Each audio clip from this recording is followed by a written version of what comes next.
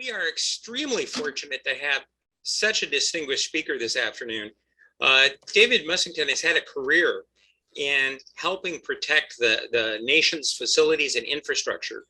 He's done everything from being a professor of practice at the University of Maryland to supervising security at Amtrak. He's worked with the National Security Council. He's worked with the Department of Defense. And most recently, he has a role as an executive assistant director at our Department of Homeland Security. There's more you could read about him online, but rather than take any more of his time, let me introduce Dr. David Mussington. All right, thank you. And if I could ask someone to scroll to slide 2, please.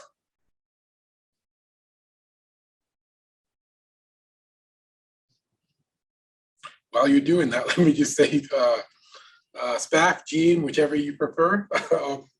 Great to finally get to do this. We've been talking about doing this for years, so it's fun to finally get to speak to CERIAS on a topic that, as you said, I've been working on for a long time: critical infrastructure resilience and cyber physical convergence. One of the parts of this job is the most fun is engaging with people who are interested in the mission, and especially from the vantage point of someone who does cybersecurity, but also does physical security. And this job is in the Infrastructure Security Division, which in the parlance of CISA is one of the 6 mission divisions. Prior to CISA being created in 2018, the physical mission set pretty much dominated that with a counterterrorism focus with critical infrastructure and cyber as add-ons.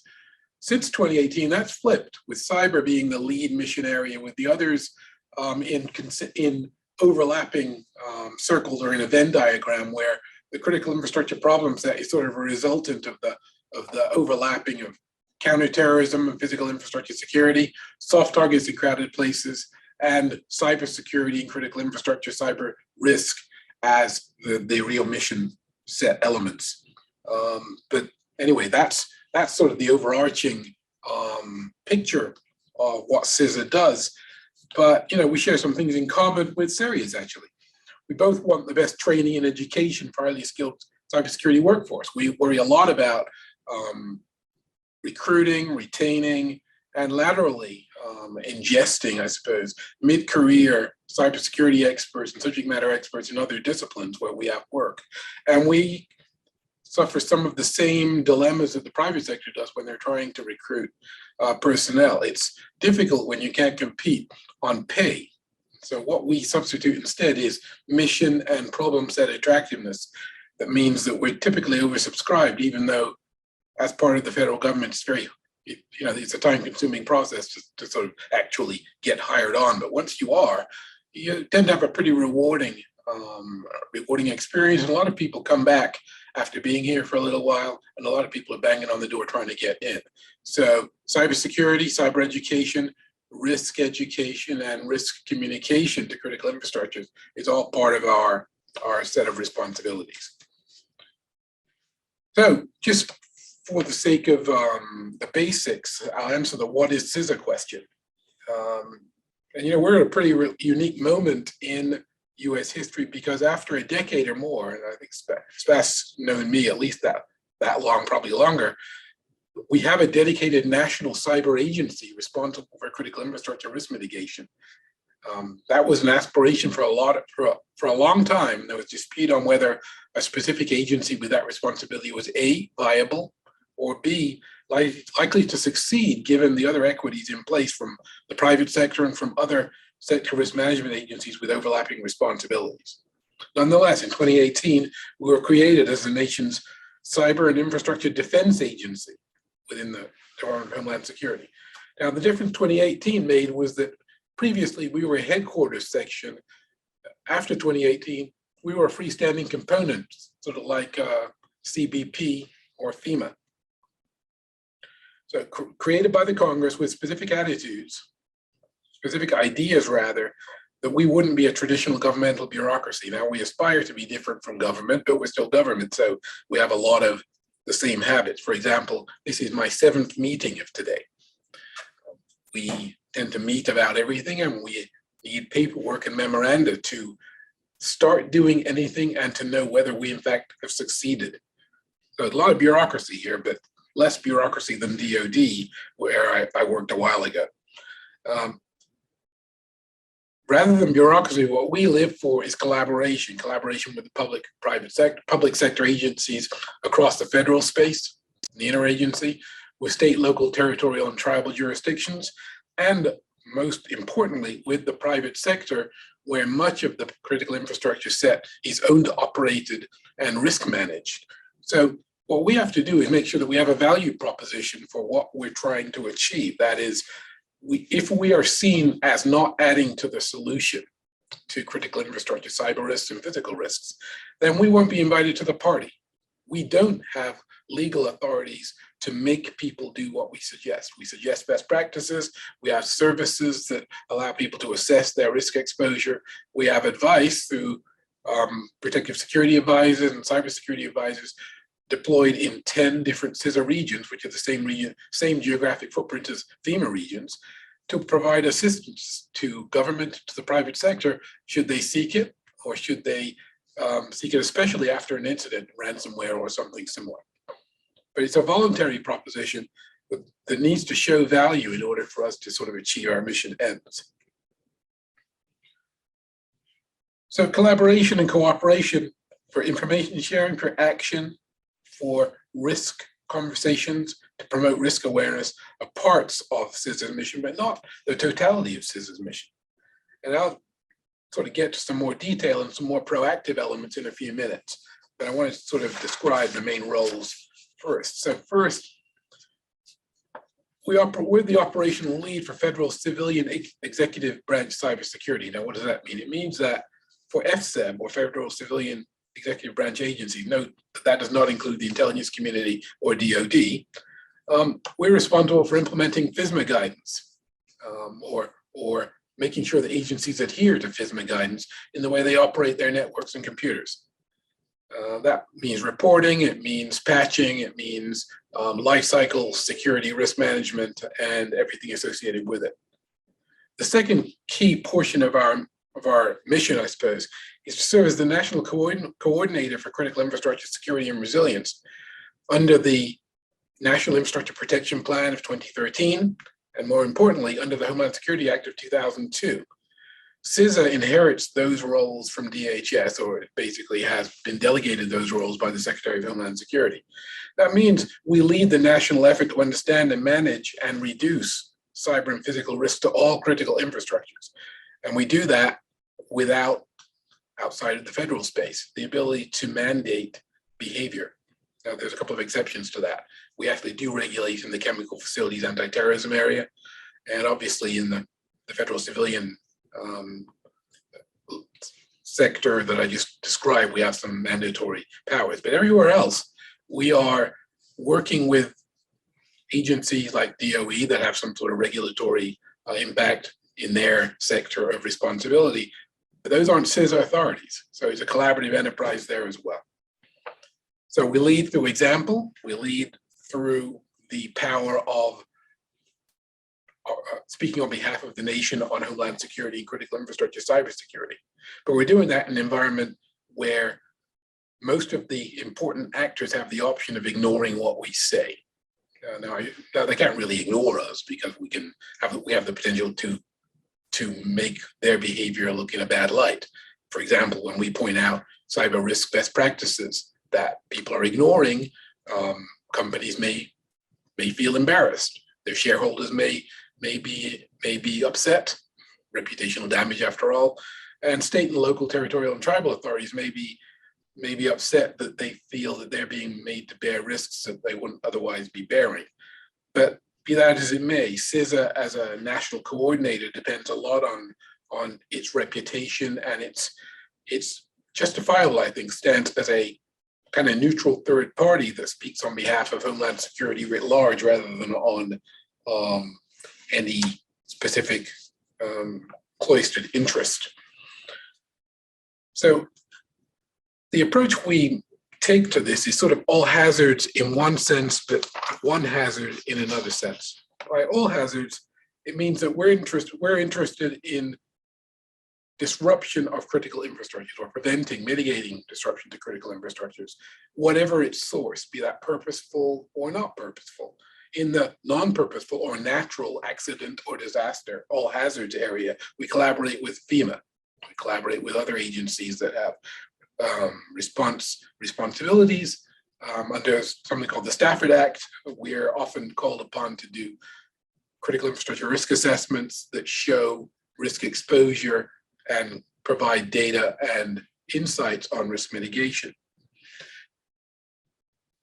For the purposeful side, where you've got an attacker of concern or an adversary of concern, we're perhaps a bridge between the defense community, the intelligence community, law enforcement, and the critical infrastructure stakeholders themselves. So we're in a sense a stand-in for the more blunt instruments of investigation or defense. So at the end of the day, we're trying to fulfill overlapping roles. The first role, again, is we're trying to speak authoritatively on critical infrastructure risk, cyber and physical. Second, we're trying to fulfill that national coordinator role where we are a sector risk management agency for 8 out of the 16 critical infrastructure sectors. We try and operate as a sector risk management agency from a position of as an example to other federal agencies, and so that we can assess capability of other agencies like DOE and DOT, et cetera, and make sure that we're all offering the same services to critical infrastructures, of which you can put information sharing, the information itself in that bucket. You can put services, self-assessment tools, actual assessment activities by our personnel or by sector risk management agency personnel. We also, of course, sponsor university research, and we have relationships with most of the national labs. So sector assessments often get done under contract with national labs under our branding, in a sense. We also do maintain awareness of intelligence and scientific trends which may be predictive of future critical infrastructure challenges. So paying attention to where technology is going, 5G, for example, helps us give advice that doesn't become obsolete quickly. So let me turn from the why we do it, the legal and policy context, to the issue of cyber-physical convergence that I want to focus on today. So, it's a commonplace observation that we live in a hyper-connected world where cyber and physical domains, technical domains, overlap with each other, where change is exponential, often unpredictable. Can't really talk anymore about security and risk management in a cyber domain without taking physical effects into account, and vice versa. In addition, in the evolving threat environment, our mission's growth, that is CISA's concern with cyber-physical risk, has also been driven by an increasing reliance, or the observation that there's an increased reliance on linked systems and networks. Again, commonplace observations. The more dependent we become on computers and on critical infrastructures, vulnerable critical infrastructures and computers, the more the security risks become of concern. So we need to approach security, we think, from an integrated cyber and physical standpoint.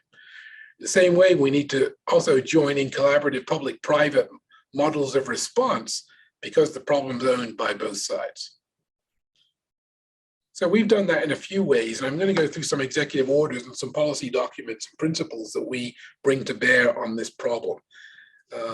Now, as you may know, I'm a political appointee, and we think our approach in the Biden-Harris administration differs from some of our predecessors. I think the biggest difference might be an overt approach that says we need risk reduction, not just risk management. We've been managing risk for much of the 2 decades that I've been working in this broad area, and the question has to be asked: are we in a measurably better situation now than we were in 2010 when I joined the Obama administration, for example? Is the threat more managed and deterred? Are defenses more able to handle unpredictable adversary behaviors? I think the answer to both of those is no, and I think there's a lot of reasons why that's true, but I'm going to sort of try and frame this against the May 12th, 2021 executive order that President Biden signed, entitled Improving the Nation's Cybersecurity to Support Our Nation's Cybersecurity and Protect the Critical Infrastructure and Federal Government Networks. There's more to the title, but you get the focus.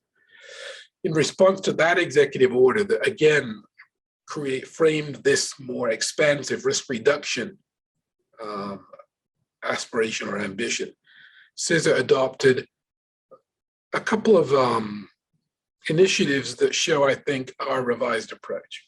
First, we issue the Cloud Security Technical Reference Architecture, designed to guide agencies in an already planned secure migration to the cloud. So previously, there wasn't an authoritative technical reference architecture articulated by DHS, at least, to guide agencies in how they'd use cloud services. So the migration was underway without clear guidance on what to do. Second, we adopted a pretty common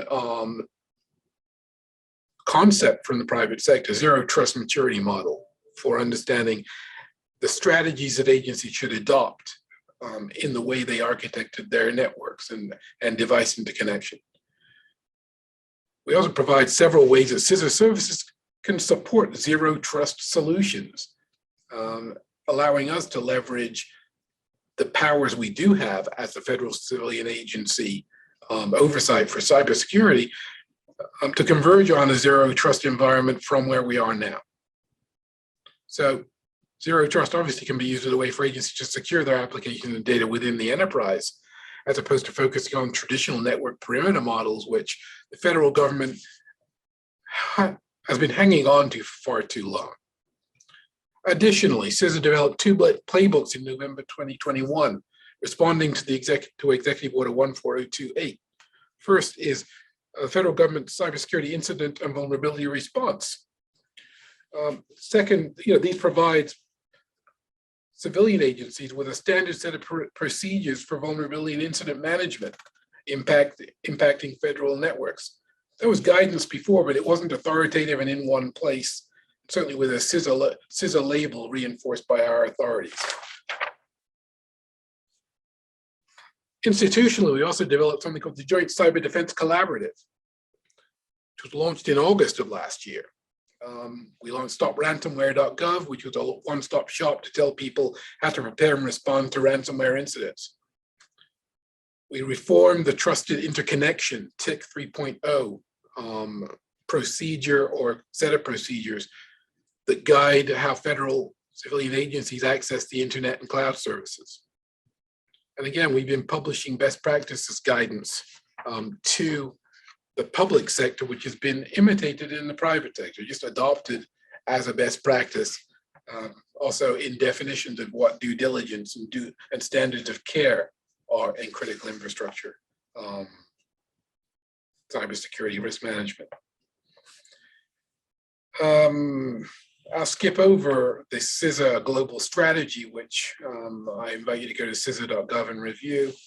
We've also created a cybersecurity advisory committee with some corporate private sector representation to give the CISA Director Easterly, access to academic and private sector expertise in framing the way CISA is operated and run.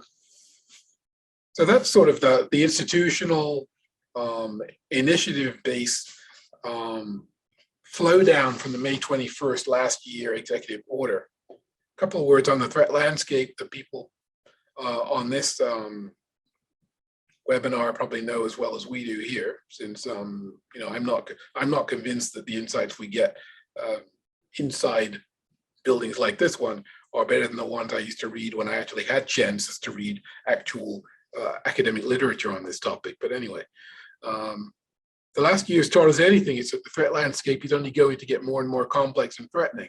I am to be fairly pessimistic about the way the threat landscape is evolving, but I'm prepared to be convinced by contrary evidence. Having said that, according to the Digital Journal, ransomware damage has increased by 935% since 2021. And as Log4j showed, since December of 2021, the threat landscape is not getting easier to manage. The mission to protect our critical infrastructure's vital systems and functions has become undoubtedly more important, but our capabilities to do so are still lacking. And the risk is exacerbated by the purposeful strategic action of nation states as threat actors, even if threat actors aren't attributed as nation states. Often states use proxies, non-state actors with whom they can disavow connections, to seed the battlefield, surveil the battlefield, or undertake micro-level actions, theft, generating malinformation online, and just proliferating attack tools in ways that make the threat environment much more difficult and much less predictable. From solar winds to NotPetya to the extortion and ransomware activity of Russian organized crime, it's pretty clear to see that the criminals are going where the money is, and the money is in interconnected systems and institutions and individuals. Our ability to predict and preempt those activities is not converging on the risk and threat fast enough. Do I think we're falling behind? Yes, I do think we're falling behind, because the asymmetric advantages of the threat actor are not being matched by innovation and agility on the defense yet. That's why the Joint Cyber Defense Collaborative, which basically shares a situational awareness of big internet presences, think AWS, think Microsoft, think Palo Alto Networks, Cloudflare, et cetera, who have enhanced awareness on activity online, have advanced awareness on where malware comes from, what the incidence of attack is, and perhaps can empower interdiction of negative behavior in advance of where government is. I think that's sort of the overall summary of sort of what I had to say, really, that the internet and cyberspace as a whole are not becoming more manageable. What they are is a source of risk that the nation has to innovate in terms of organization, in terms of concepts for mitigating cyber physical risk in new ways. And that's a challenge to us here organizationally. It's a challenge to the science and engineering research that we sponsor. It's a challenge to our outreach that we do through these mechanisms and policies that I've tried to outline. At the end of the day, the country's most vital systems and functions are a shared responsibility. The mission of establishing strong and effective cybersecurity can only be established through collaborative partnerships across the public and private sectors. One of the biggest challenges there is the building or the destruction of trust relationships between key players that have contrasting incentives to collaborate. After all, private sector often fears regulation or government intervention into business operations. And governments sometimes think the business is more interested in profit and loss than they are in national security. After all, businesses are in business to be in business, not for homeland and national security. That's our responsibility, but it's really our collective responsibility to execute. Those contrasts of incentives, not necessarily conflicts of interest, but contrasts in incentives can impede the defense properly organizing itself. And I think that's something that I've become more aware of since I took this job than I was when I was just researching. There are other equities in play here as well. The notion that law enforcement and crime should be the locus of federal policy in this area is one that has some adherence inside the government and inside the private sector. To those who prioritize crime control and crime reduction in cybersecurity, there are a whole set of legal and other mechanisms that favor investigation, they favor prosecution, that may argue in an opposite direction from those who are interested in enhanced and shared situational awareness on risk response that leads to a better ability to defend at scale rather than prosecuting individuals for negative behavior.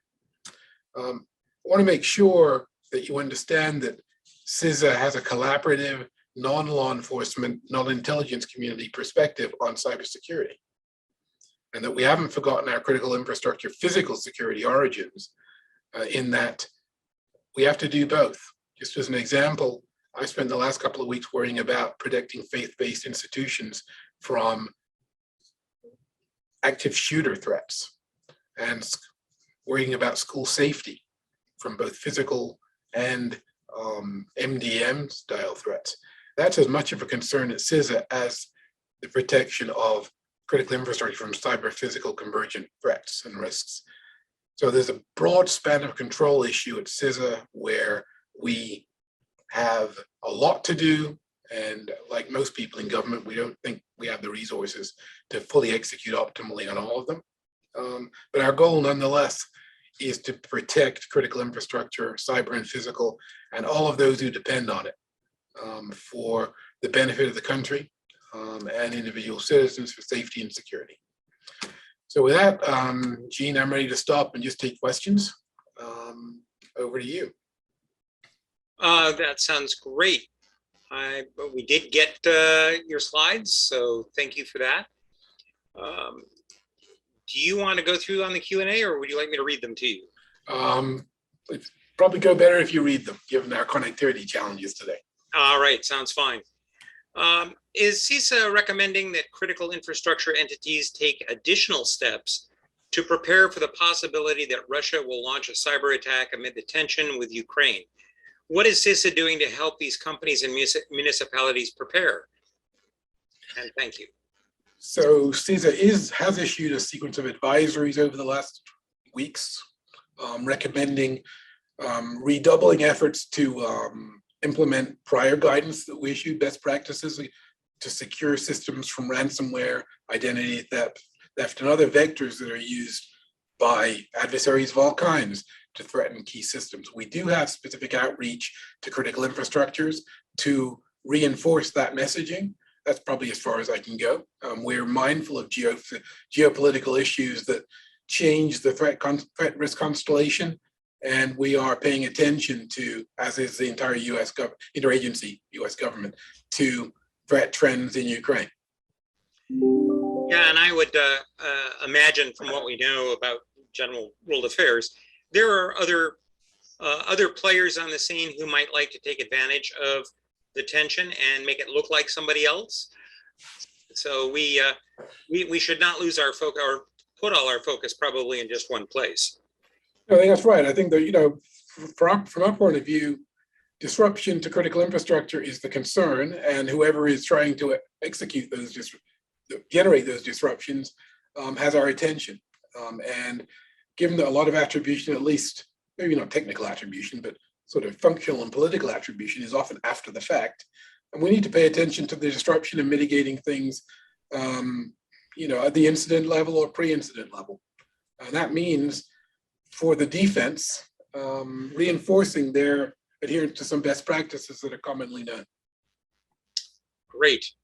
Another question. Could you please speak to the specific roles and responsibilities of the Infrastructure Security Division and the most prominent efforts led by ISD? Okay, so the Infrastructure Security Division has a complicated set of roles and broad scope of responsibilities.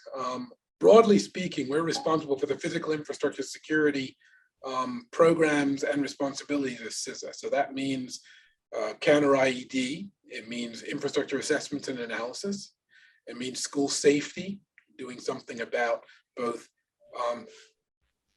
threats to school buildings and institutions and students, but also threats to the education complex, including school boards and those who create threats to public education. We also do something in our security programs division that addresses not only school safety, but infrastructure security of public facilities. So think the Capitol on the 6th of January and the issues of security that became visible there. What to do about them is within ISD's subdivision. So that we've done analyses of that event, the successes and failures of law enforcement and other responses, and we've made recommendations for better national capital region security as a result. Think about this. We regulate in the area of chemical security, so the chemical facility anti-terrorism standards, where we have 303 chemicals of interest, as they're called in the legislation, where we regulate physical custody and the conditions of transfer, and we inspect facilities according to that regulatory code. go down the list here. For integrated assessments and analysis, we have an annual risk assessment program for critical infrastructure regions. Across the 10 regions, we do 8 to 10 RAPS regional resilience assessment plan assessments, which are multi-year in nature. So, for example, we've got a couple that are completing for the Port Authority of New York. We're doing similar ones in Texas, in California, and elsewhere. We start 3 to 5 new starts every year. So we have 3 to 5 completing and 3 to 5 starting every year. We've been doing that for over a decade. So we have a lot of legacy data on critical infrastructure hardness and resilience, which can be used by people who are creating big projects. For example, in the President's Infrastructure Plan, we're providing support to Mitch Landrieu's office to make sure that the attack surface, physical and cyber, is at least, how can I say this? It makes sense to try and design security principles into new infrastructure projects before rather than after. So we're trying to help in the design and crafting of those infrastructure plans so that when we get new infrastructure, it's resilient over the long term rather than short term. I think that's kind of a quick tour of what the Infrastructure Security Division does. The other question? Yeah, well, so that's great. So here's another question. How is CISA supporting talent development, particularly in OT ICS security? Okay, so we have talent development in a couple of ways. We have mentorship and internship programs where we hire students for short-term to long-term, because often we hire interns as staff members. In technical areas where people's education maps directly to the technical needs of, for example, the threat hunting division in the cybersecurity division. We also have outreach into universities, relationships with the universities. Carnegie Mellon, I'm not sure about relations with Purdue per se, but Carnegie Mellon, Stanford, MIT, and some other places we actually have not a presence, but close relations because faculty there are affiliated with some advisory committees that we operate. In terms of outreach, we're about to start an outreach phase to HBCUs, where I'm directing that in a way to open the azimuth a little bit, open the aperture a little bit rather, on the institutions that we actually relate to. We have a habit, like my former employers at the University of Maryland, where if we wanted to recruit diverse faculty, we would go to the least diverse institutions in the country, thinking that we were going to do better than we had done in the past. So we're going to break out of that pattern. We're going to go to a diverse set of institutions to both recruit staff potentially, to find research that's going on in those institutions, and try and incentivize collaboration between our research and assessment subdivisions and activities and academic institutions. And there's a fair history of that, sometimes in collaboration with the national labs, but often independent as well. DHS Science and Technology is the principal sponsor of that effort. So DHS S&T is the principal part of DHS that we work with to reach out to higher education. On the non-science, non-student outreach bits, we just reestablished the Homeland Security Education Advisory Committee, which is comprised of university presidents. I'm an ex officio member of that. But that was sunsetted at the end of the last administration, and we took 6 to 8 months to recraft it with new members, with a better, more systematic approach to interacting with universities and colleges. That's a work in progress, but that's what Secretary Mayorkas has directed us to do. Thank you. I'll just mention as an aside here that, to my knowledge, DHS does not have a relationship with us here at Purdue the way some of the other universities you mentioned. And considering we have one of the oldest and the largest cybersecurity group in the country, it seems odd that that hasn't been pursued. So maybe we can take that offline at some point. Yes, absolutely. So another question here, and I'm not sure, I'll ask the questioner to retype the question. It's can you give some examples used in CISA? And you need to tell us examples of what, because I can't do that. One question is, I would like to hear your perspective on insider threats in the context of critical infrastructure security. So insider threats are the single most threatening factor in trying to secure an enterprise because they're the hardest to detect. And when you try to detect them, there's all sorts of reasons why you may fail to detect them. First, and we're working with that here at CISA, organizational culture matters. And if you start to target your own employees, your own staff as threats, that disincentivizes a lot of the community mindedness and loyalty that is the best protection against insider threats. So the problem of detection is a massive one, and it's one where, you know, we have some concepts and we have some publications on CISA.gov that point towards some best practices for doing so, for, you know, making sure that you have the proper infrastructure in place to track behavior that you think correlates with risk, where people for example, ignore privilege restrictions on their role. So that if people are accessing information that is beyond their professional need to know, and this isn't to impose governmental need to know principles on the private sector, but if people have specific roles in organizations and specific accesses to information that correlates with that role, and if you get systematic violations of expected access procedures and behaviors, that probably is something that can be concerning.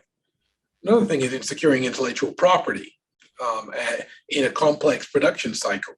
There are often reasons why strong constraints on the diffusion of information can defeat business goals. So again, you have that counter incentive where what you're trying to do for insider threat and risk mitigation can actually complicate your business. So if the choice is between close tracking of insider threats and a free-flowing business environment that increases the bottom line, guess which one gets selected? So, you know, insider threats are a chronic source of underperformance, I think, in industrial security venues, public and private sector alike. And we have some standards on CISA.gov that suggest a path forward. That's great. And what you outline there is a problem that many organizations face outside of the ones you look at. So thank you for that. Question here, are there tiers or levels of critical infrastructure? If so, could you elaborate on those different tiers? So, you know, intuitively, one can think that there are tiers of critical infrastructures, and historically, BHS has talked about things called lifeline sectors, which include, you know, electricity, power generation, public health, transportation, financial sector management, and government services. So that would, 10 years ago, that would have been people's sort of hardcore of critical infrastructures that had a higher priority. The reason they were argued to be a priority was because they enabled the economy, or enabled government services, or enabled security. So that's sort of a traditional way of thinking about critical infrastructures and which ones have the highest priority. Having said that, it's a kind of a static list, right? And we keep a lot of lists of things that we think are priorities, and then we try and manage to the list. We try and manage compliance to list-based priority behaviors, and we use imperfect artifacts to correlate compliance with safety and security. You know, I'm creating a cartoon here, a caricature of the core Homeland Security risk management approach of the last 15 to 18 years. Let's ask and answer the question. Right now, are we better able and more situationally aware regarding risks to critical infrastructure than we were 15 years ago? Now, I argue we aren't. CISA doesn't take a position on that point, but I'm telling you that I think that we are not as situationally aware as we need to be. And we ignore at our peril interdependencies between these prioritized sectors, which are actually more problematic than the sectors themselves. So a few years ago, a colleague of mine who's now sort of leaving the agency fairly soon, Bob Kolaski, sponsored an innovation, I think, in the way we should think about interdependent risk, which is national critical functions. So rather than 16 critical infrastructure sectors, he conceptualized, he and his division, 55 national critical functions, which really do focus on the delivery of services to the economy and to the country. Now, what are national critical functions? National critical functions are essential functions so significant that their disruption or denial would lead to critical damage to national security and the national economy. The textbook definition is pretty close to that. It's in that May 21 executive order that I mentioned earlier. The critical functions are things like provide electric power, provide healthcare, secure transportation, and looking at all of the critical infrastructure pieces and nodes that contribute to the execution of those functions. That's CISA's approach to cybersecurity and to critical infrastructure protection at the national level. It means focusing on the interdependencies and identifying critical nodes and critical clusters of dependence that scale, if an adversary were to exploit them, into a grievous national assault or national insult to economic security, public safety, national security. An example of that kind of focus is in Colonial Pipeline a few months ago. Now, ransomware attack on a pipeline operator is serious. The disruptions and the gas lines and the price inflation that was triggered by that event, those effects show that the function affected provide fuel, provide electric power, provide transportation. That's where the effect was most visible. That's where CISA was focused, making sure that we understood those risk dependencies, not at the sector level, but at the functional delivery of service level. And that's kind of the shift that's underway at CISA. It's underway in something that people may not be tracking, which is that Section 9002B report that was issued at the end of last year to the NDAA of 2021. The Congress asked us to look at critical infrastructure sectors, how they were defined, how federal government agencies were behaving in terms of risk management and risk mitigation, and sort of articulate some new standards and new concepts for how risk at the national level and at the regional level should be defined and managed. Those NCFs, National Critical Functions, is the way that we've chosen to do that. They're defined, again, on CISA.gov. The National Risk Management Center, one of our divisions, has done a considerable amount of work elaborating the national economy and critical service dependencies in the US and elsewhere using that conceptualization. So I'd recommend that to you as a better way, I think, of thinking about critical infrastructure, cyber risk, and physical risk. So there's some follow-up to this in two parts here in the Q&A, but does that mean that CISA is moving away from the idea of ESFs? Has DHS as a whole evaluated this perspective? Or are they too entrenched in the current system? Or do these dovetail into the current system? They actually are designed to dovetail into the current system. I think what it shows is that coordination between ESFs and the NCFs and things like Stafford Act needs to be reconfigured. So things like PPD 21 and others, documents that are not that old, but they're sufficiently old that they need to be modified to meet the more modern conceptualization.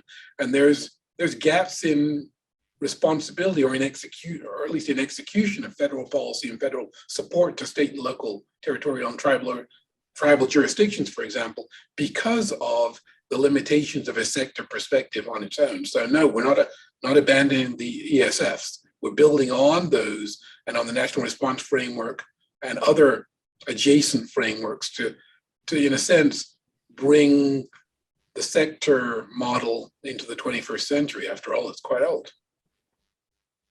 Great. Another question here. Could you please speak to ISD priorities and efforts focused on climate change? Okay. I think I can speak to CISA priorities and efforts focused on climate change. ISD's efforts fit into that broader broader concentration. I think the principal area where we make a contribution is in our assessments area, where we do integrated assessments of infrastructure risk based on all hazards. So if floodplains or critical infrastructure is weakened by climate effect, our research and our assessments will show that over the life of the asset. So obviously big infrastructure segments, bridges, tunnels, metroplexes and ports around urban areas are impacted by sea level rise, by erosion, by flooding, by greater frequency and intensity of storms. All of that both warrants the more frequent execution of assessments to look at infrastructure risk exposure.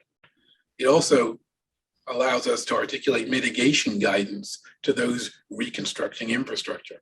Think of the President's Infrastructure Investments and Jobs Act spending, 1.2 trillion, I believe.